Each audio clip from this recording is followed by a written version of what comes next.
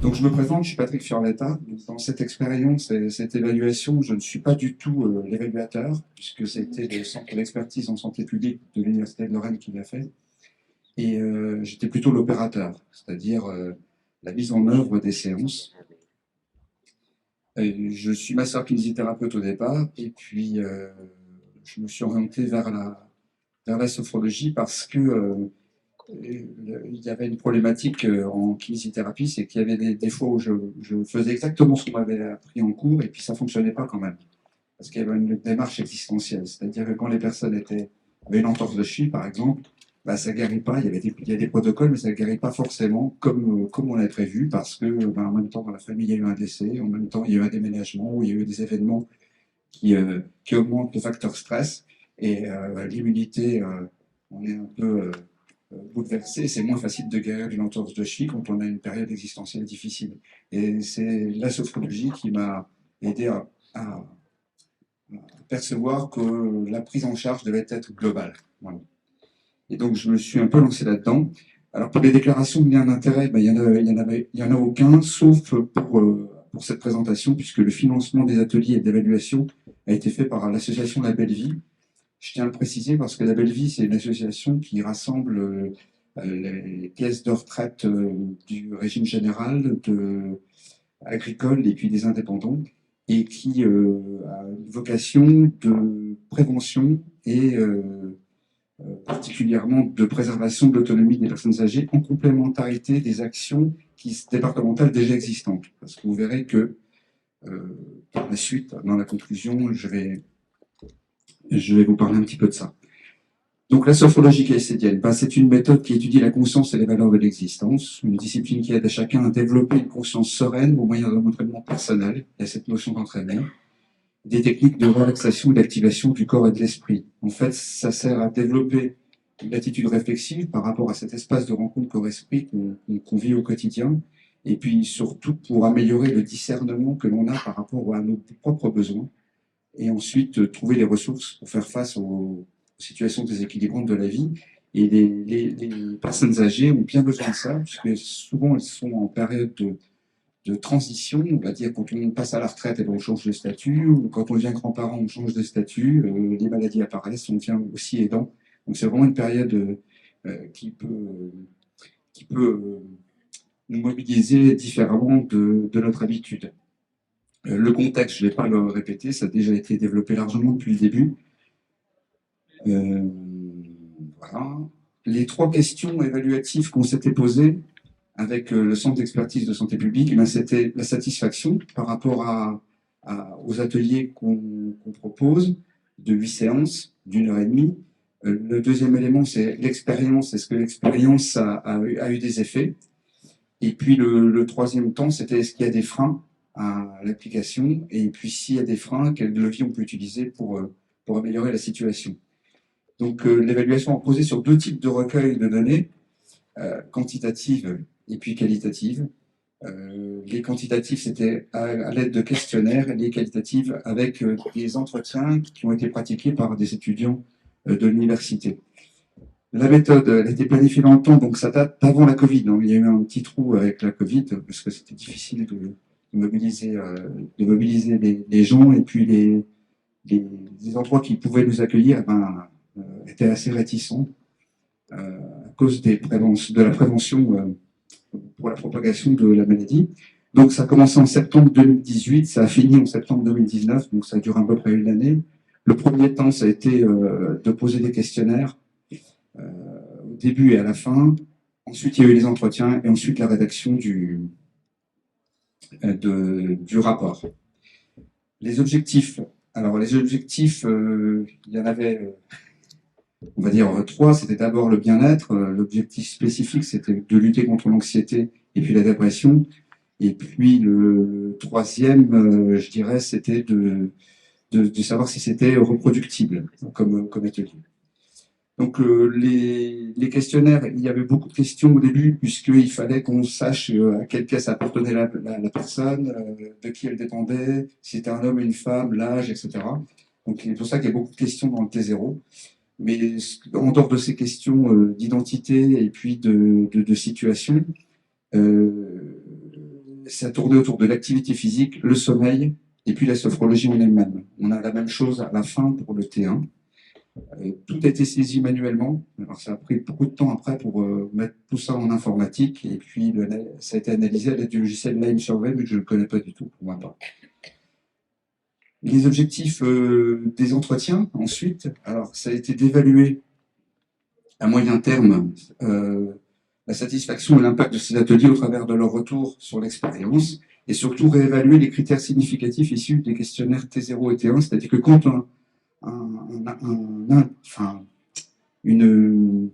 un critère avait beaucoup bougé, et ben, les questions étaient orientées au cours des entretiens plus spécifiquement sur ces critères-là.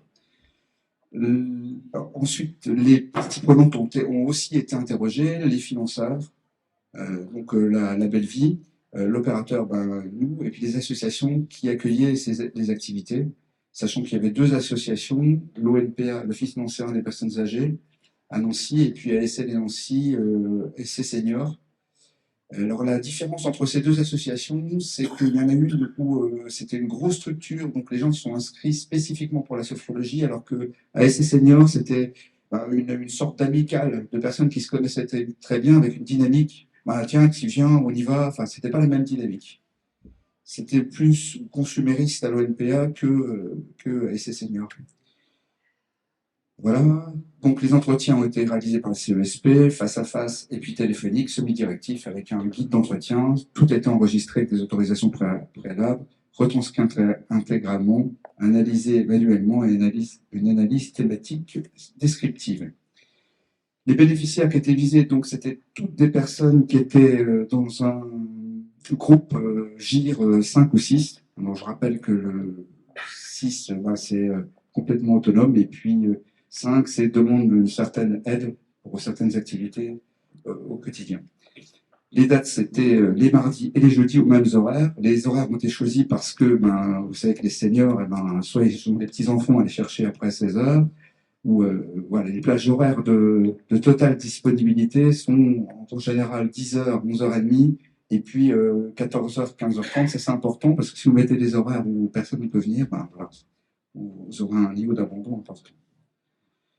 Le descriptif des séances, c'est juste pour vous montrer, je ne vais pas les faire une après l'autre, c'est que nous étions dans un atelier calqué sur celui de mieux-être et sophrologie que donnait Sophroquet, dont je fais partie, un organisme dont je fais partie, qui est très structuré. C'est-à-dire qu'en 8 séances, on a fait à peu près le tour des techniques très codifiées de la sophrologie pour permettre aux personnes de bien prendre conscience des besoins qu'ils ont, de les identifier, de les discerner et de savoir qu'ils ont des ressources pour faire face aux situations qu'ils rencontrent.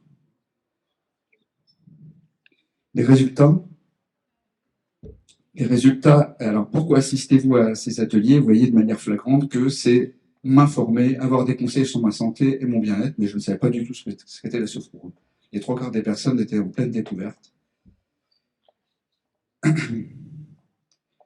Les questionnaires, donc c'est observationnel, bien entendu. Il y a eu 54 questionnaires de recueillis. À l'ONPA, vous voyez, il y a eu 14 participants. Un total de questionnaires remplis de 21. Et à l'atelier SC Senior, c'était 22 et 33 questionnaires remplis. L'ONPA, je remettrai juste une remarque, c'est qu'il y a eu un problème de faux départ, dans le sens où il y a des personnes qui sont arrivées qu'au bout de 3 séances et on n'a pas pu les inclure. Donc, mais il y avait une vingtaine de personnes. Les résultats pour les questionnaires à T1, donc c'est au bout de 8 séances, donc 8 semaines. Vous pouvez voir à gauche tout ce qui a diminué, à droite tout ce qui a augmenté. La diminution, ça a été l'anxiété, le stress, la nervosité, la fatigue. Pour la fatigue, c'est un peu, j'aime bien ce schéma parce que ça montre aussi qu'il y avait des prises de conscience. Il y a des personnes qui sont tout le temps hyperactives et quand on se relâche, ils s'aperçoivent que finalement, ils sont beaucoup fatigués. Et donc, plus ils pratiquaient, plus ils sentaient qu'ils étaient fatigués. Donc, c'est le principe de réalité objective, enfin moi je l'associe à ça, que nous avons en sophrologie. Il y a 4 principes et le 3e, c'est la réalité objective. C'est que plus on s'entraîne, plus on devient objectif par rapport à sa propre situation. Et ça, c'est pas négligeable. Pour les effets d'amélioration, c'est le bien-être, bien entendu, la confiance en soi, la gestion du stress, la communication, la respiration, le moral et particulièrement le sommeil. Alors, je tiens à- justement à parler du sommeil parce que c'est vraiment l'élément qui s'améliore malgré tout. C'est-à-dire que les personnes ne viennent pas pour améliorer leur qualité de sommeil, mais c'est vraiment ce qui est dit. Ah je dors mieux. En tout cas, la qualité est meilleure. Je ne dis pas qu'en quantité, on ne sait pas si ce sont des petits dormeurs, des grands dormeurs, on n'a pas pris, c'était pas dans le questionnaire, mais en tout cas, la qualité du sommeil était meilleure. Et comme vous pouvez le voir ici, par exemple, pour la prise de somnifères, ça baisse quasiment de la moitié. Vous avez des horaires de sommeil irréguliers, l'hygiène de vie, vous voyez, est quand même à T0, voilà, 30, 42 à T1. C'est-à-dire qu'on va avoir une prise de conscience que le sommeil c'est important parce que plus ma nuit est bonne, meilleure sera ma journée et réciproquement. Si je passe une mauvaise journée, j'ai moins bien dormir et on est un être humain, pas qu'en veille. C'est ça que je veux dire. Et la prise de conscience de cette importance du sommeil est intéressante, nous a semblé très intéressante. La satisfaction, pour poursuivre la sophrologie, 57% ont dit qu'ils referaient des séances de sophrologie, et puis des exercices à domicile, 90%. Alors là, c'était un des objectifs de départ, c'est quand je suis allé voir La Belle Vie pour dire est-ce que vous voulez pas financer, parce qu'ils ont financé aussi les séances. Il y a eu un reste à charge de 10 € et 20 € pour les deux groupes. C'était l'autonomie. C'est-à-dire qu'avoir un atelier suffisamment structuré pour que les personnes puissent répéter ça chez eux en toute autonomie avec des enregistrements pour donner à la fin des séances. L'effet positif, etc. Je vais essayer d'accélérer un petit peu. Les entretiens, il y en a eu 14. Semi-directifs réalisés avec les participants, les 3 entretiens réalisés avec les parties prenantes. Les satisfactions, les déroulements ont été bien appréciés, la dynamique, l'ambiance, sauf pour peut-être le froid, parce qu'on a eu un certain moment froid dans une salle et c'est pas très compatible avec le relâchement. Les effets ressentis, diminution du stress et de l'anxiété, sérénité, calme, bien-être, positivisme, stabilité émotionnelle, amélioration de la confiance en soi, prise de parole en public rendue possible, c'était pas un but recherché, mais une présidente arrivait à beaucoup mieux parler en public, l'endormissement facilité, légère amélioration de la qualité du sommeil. À 6 mois. C'est-à-dire qu'il y a une véritable appropriation de la méthode. Donc, j'en ai pas parlé, mais avant, il y avait quand même 2 éléments. L'autonomie, c'est important d'être chez soi tout seul, mais la dynamique de groupe est aussi très importante de partager des exercices ensemble. Il y a vraiment ces 2 pôles. Il ne faut pas les oublier. La vie sociale est aussi importante pour l'équilibre.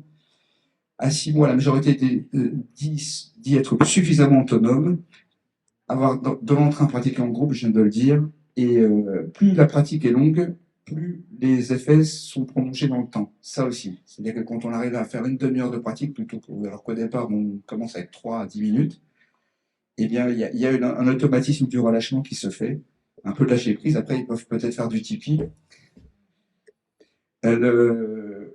En conclusion, un atelier pertinent comme outil d'amélioration du bien-être quotidien, les bénéfices psychologiques essentiellement ressentis avec une amélioration profonde du bien-être corporel, des bénéfices induits par la régularité de la pratique et l'autonomie, et puis la dynamique de groupe, c'est très facilitateur, et ils étaient tous prêts à réintégrer un autre groupe.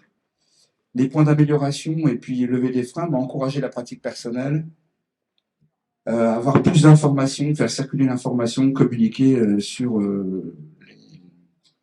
les ateliers, que les séances soient complètement gratuites. On y est arrivé aujourd'hui dans les ateliers que nous faisons, c'est complètement gratuit. Encourager la continuité de la pratique en dehors des cycles organisés, qui se vont entre eux. Alors les perspectives, je voulais quand même dire ça parce que c'est important.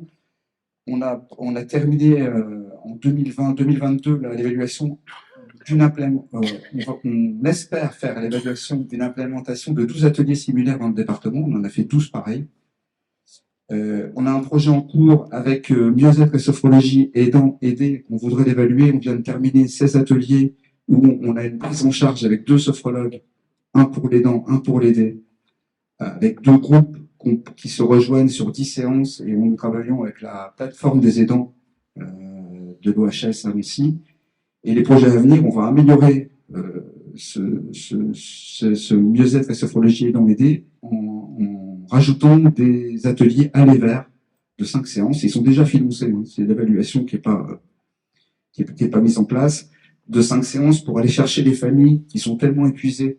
Parce qu'il ne faut pas oublier cette approche systémique, ce couple aidant-aidé qui peut plus trop sortir, qui est là chez lui, pour essayer de le ramener dans l'atelier mieux-être et sophrologie aidant-aidé auquel on a rajouté 5 séances.